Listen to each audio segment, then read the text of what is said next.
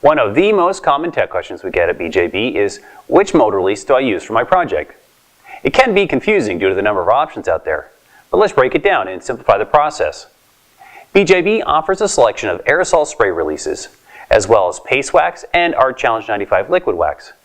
We even have bulk versions of certain releases for large-scale production. For releasing cast urethane from silicone molds, we typically use the E236 urethane release or the E302 rocket release. The difference between the two is this. Urethane release is silicone oil based, which gives the most amount of release and helps prevent silicone molds from drying out prematurely by acting like a mold conditioner.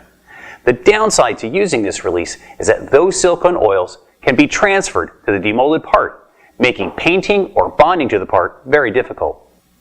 Rocket release is non-silicone based and uses soy-based lecithin oil.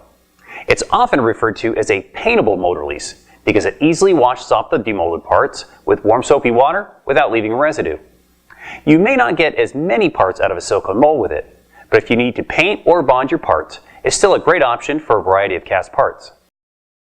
Also worth noting, the urethane release tends to leave a shinier surface on the demolded parts, while the rocket release can leave a slightly less shiny surface. Not a big deal if you're going to paint them or the parts have a low gloss finish to start with. For releasing silicone from silicone, we like Zip Release. Zip is basically Vaseline in a spray can. It works well with both tin and platinum silicones. It's important to use the right release when making two-part molds, or you can end up with a disaster. If you mistakenly use something like E236 urethane release, you basically just sprayed silicone primer on it and would now fuse the two halves together.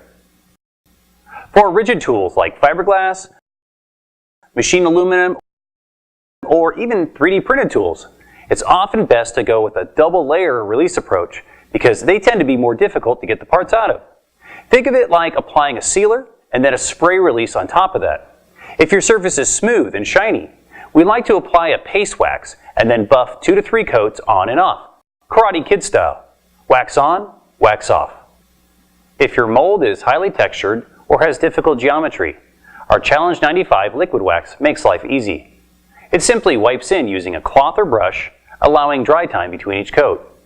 Once you've waxed the surface, apply your spray release of choice. For expanding polyurethane foams like our Polysoft Flex foams, or parts that need painting, rocket release is a good option as well. We avoid using E236 urethane release with foams because the silicone oil can cause issues with the skin quality. You typically only need to do the wax sealer once or twice on new molds prior to applying spray release. Once the mold is seasoned, you can simply apply a spray release in between part castings. And to give you one more tip on mold releases, sometimes getting flex foams out of silicone molds or even rigid molds with a uniform skin can be a challenge. As mentioned in our video on making a 3D printed mold, using talc powder in addition to the rocket release can improve demolding and even improve the skin quality of the foam. Dust in an even coat of talc and tap out any excess, and you'll be amazed at how easy the parts release from the tool. If you have any questions on mold release, please feel free to let us know in the comments below. As always, BJB is here to help take some of the mystery out of materials, so don't hesitate to contact us. If you like this video, be sure to hit the thumbs up and subscribe to our channel to see some of the best mold making tutorials on YouTube. Thanks for watching. Check out other great videos from BJB and follow us on our social media to keep up to date as we continue to take the mystery out of materials.